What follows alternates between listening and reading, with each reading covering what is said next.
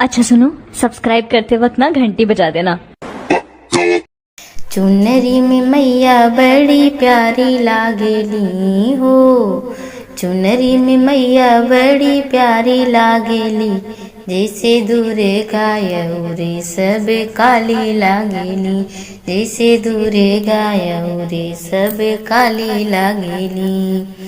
अरे फूलवा फूले कचनार सखियाँ, हो फूलवा फूले कचनार सखियाँ, हमरे मैया के गलवा के हार सखियाँ।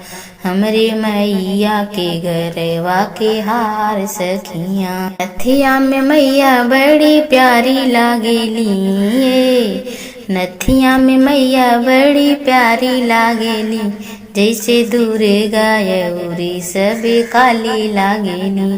जैसे दूरे गायउरे सब काली लागेली।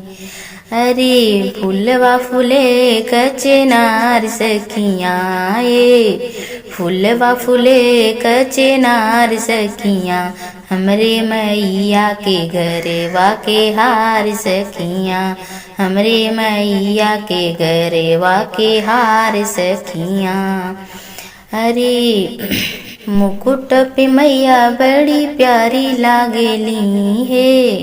मुकुट पे मैया बड़ी प्यारी लागेली, जैसे दूरे गायउरे सब काली लागेली।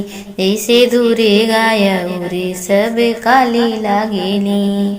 फूलवा फूले कचनार सखियाँ, फूलवा फूले कचनार सखियाँ, हमरे मैया के गरवा के हार सखियाँ। हमरे मैया के गरवा के हार सखियाँ। हाथवा में मेहंदी बड़ी प्यारी लागेली, जैसे दुर्गा माई और सब काली लागेली। जैसे दुर्गा माई और सब काली लागेली।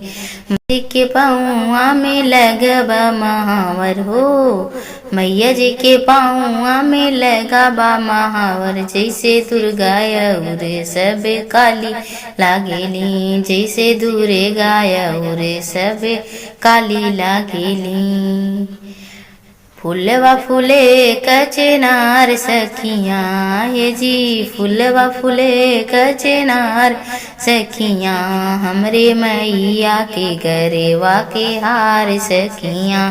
हमरे मैया के गरवा के हार सखियाँ। Thanks for watching my video, friends.